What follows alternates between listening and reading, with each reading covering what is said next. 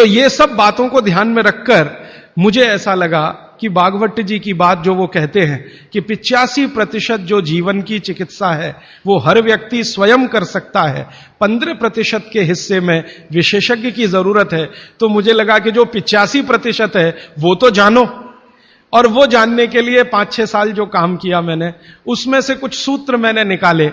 भागवत जी के 7000 सूत्र हैं, सभी सूत्रों पे बात करूं तो कम से कम तो महीना सवा महीना लगता है, वो भी रोज 3 घंटे बात करूं तो मैंने कहा और सोचा कि इतना समय किसी के पास भी नहीं है और शायद मेरे पास भी नहीं है, तो इनमें से कुछ सूत्र हैं जो बहुत जरूरी लगते हैं, वो निकालो।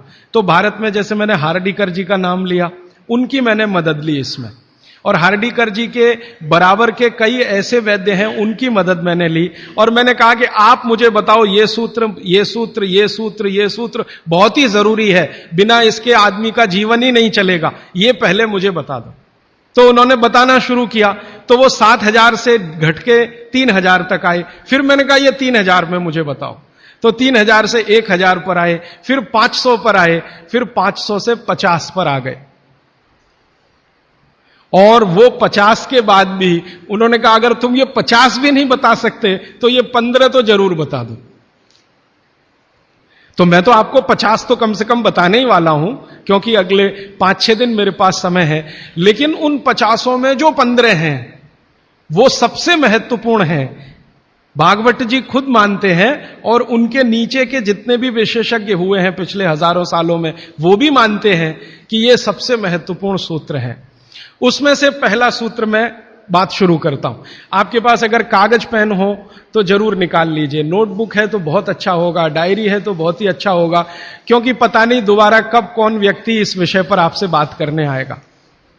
और अगर नहीं है कागज पेन कॉपी तो भी चिंता मत करिए, क्योंकि मैंने पिछले कुछ वर्षों में काम करते करते ये सूत्रों को किताब में भी लिख डाला है। मैंने किताब बना दी है, भागवत संहिता जो है, माने भागवत जी की अष्टांग हृदयम और अष्टांग संग्रम, इनके सूत्रों को कलेक्ट करके सेलेक्ट करके 3 भाग में एक पुस्तक बनाई है, पार्ट 1, पार्ट 2, पार्ट 3, अष्टांग हृदयम, भाग 1, भाग 2, भाग 3।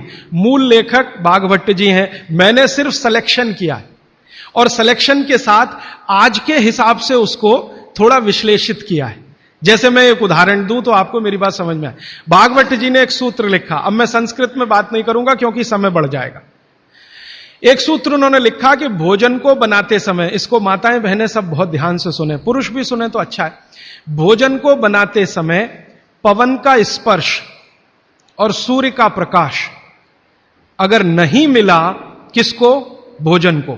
जिस भोजन को आप बना रहे हैं या पका रहे हैं, उसको पकाते समय पवन का स्पर्श और सूर्य का प्रकाश नहीं मिला, वो भोजन कभी नहीं करना। क्यों? तो वो आगे लिखते हैं ये भोजन नहीं विष है। और फिर आगे लिखते हैं कि दुनिया में 2 तरह के विष हैं। एक ऐसे विष होते हैं जो तत्काल असर करते हैं, और एक ऐसे विष होते हैं जो धीरे धीरे असर करते हैं। तत्काल असर वाले विष आप जानते हैं, जीभ पर 1 ड्रॉप डालो मर जाओ, ऐसे बहुत विष हैं। और धीरे धीरे असर करने वाले विष माने 2 साल में, 5 साल में, 10 साल में, 15 साल में, 20 साल में असर करेंगे और आपको मरने की स्थिति में पहुंचा देंगे। तो सूत्र उनका इतना है कि जिस भोजन को बनाते समय पवन का स्पर्श और सूर्य का प्रकाश ना मिले, वो भोजन को कदापि ना करें, क्योंकि वो विष है। अब ये तो सूत्र है, पहले संस्कृत है, मैंने वो हटा दिया, संस्कृत नहीं कहा, सीधे हिंदी में कहा। अब इस हिंदी का विश्लेषण करें, हम कहना क्या चाहते हैं वो, और आज के हिसाब से विश्लेषण करें, सन 2007 के हिसाब से विश्लेषण करें। अब तक मैंने जो बोला वो भागवत जी का हिस्सा था, अब जो वो बोल रहा हूं वो मेरा हिस्सा है। भागवत जी कह रहे हैं कि प्रेशर कुकर का भोजन ना करें, क्योंकि प्रेशर कुकर एक ऐसी तकनीक है जिसमें भोजन बनाते समय ना तो सूर्य का प्रकाश जा सकता है, ना पवन का स्पर्श उसको मिलेगा। प्रेशर कुकर से जो भी है वो हवा बाहर तो आ सकती है, बाहर की हवा अंदर जाने की उसमें कोई डिवाइस नहीं है, कोई रास्ता नहीं। सूर्य का प्रकाश उसमें अंदर जाए ऐसी कोई टेक्नोलॉजी उसमें डेवलप नहीं हुई है। तो भागवत जी ने 3500 साल पहले कहा, शायद उनको ये अंतर चेतना में आ गया होगा कि ये कभी ना कभी आदमी प्रेशर कुकर बना ही लेगा। ये मैंने मजाक में कहा, लेकिन आज के हिसाब से आपको समझ में आए इसके लिए। तो वो ये कहते हैं कि प्रेशर कुकर का भोजन ना करें। माने हमारे घर में एक प्रेशर कुकर है जिस पर भागवत जी का सिद्धांत लागू नहीं होता। माने सिद्धांत ऐसे लागू नहीं होता कि हम उसका खाना खाएं, ना खाएं, वो विष है।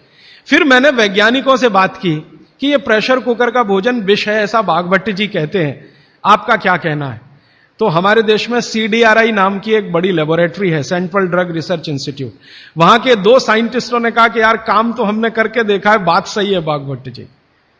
मैं कहता हूं ये टीवी पे बोलो, तो उन्होंने कहा ये प्रेशर कुकर कंपनियां गर्दन काट देंगी हमारी, टीवी पे नहीं बोल सकते हम, तुम चाहो तो बोलो। मैंने कहा आपकी रिसर्च क्या कहती है? वो ये कहते हैं कि ये जो प्रेशर कुकर है ज्यादा से ज्यादा या 99% एल्यूमिनियम के बने हुए हैं। एल्यूमिनियम आप जानते हैं। और वो ये कहते हैं कि भोजन रखने और बनाने का सबसे खराब मेटल अगर कोई है तो एल्यूमिनियम ही है। सबसे खराब मेटल जिसमें भोजन को आप रखें और भोजन को पकाएं वो एल्यूमिनियम ही है। और दोनों वैज्ञानिक, वो कहते हैं नाम नहीं लेना हमारा, इसलिए मैं नहीं ले रहा हूं, वो ये कहते हैं कि हमारा 18 साल का रिसर्च ये कहता है कि अगर इस एल्यूमिनियम के प्रेशर कुकर का खाना बार बार आप खाते जाओ तो गारंटी है कि आपको डायबिटीज तो हो ही जाएगा, अर्थराइटिस तो हो ही जाएगा, ब्रोंकाइटिस भी होने की पूरी संभावना है, और सबसे ज्यादा टीबी होने की संभावना है। अस्थमा, टीबी, ये सब होने की संभावना। मैं पूछा आपने अब तक कितनी बीमारियों को डिटेक्ट किया? तो उन्होंने कहा 48 बीमारियों को हम डिटेक्ट कर चुके हैं जो प्रेशर कुकर के खाने से ही होती हैं। और ये दोनों रिसर्चर, सबसे ज्यादा इन्होंने रिसर्च किया जेलों में। जेल है ना हमारी, वहां सभी कैदियों को एल्यूमिनियम के बर्तन में ही खाना मिलता है, आप जानते हैं। तो ये दोनों वैज्ञानिक लखनऊ के हैं। लखनऊ की जेल में, लखनऊ के आसपास की जेलों में इन्होंने बहुत काम किया। वो जेलों में जाते हैं और जो कैदी एल्यूमिनियम के बर्तनों में खाना खाते हैं उनके ऊपर उन्होंने बहुत काम किया। और उन्होंने कहा सबका जीवन कम होता है और जीवन की शक्ति कम होती है, प्रतिकारक शक्ति कम होती है और रोग बहुत जल्दी उनको आते हैं।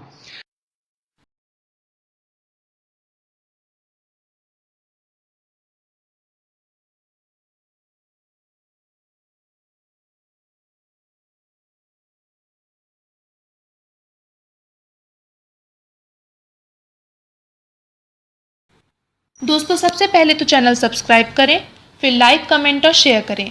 और हाँ, हमारा एंड्रॉयड ऐप डाउनलोड करना ना भूलें।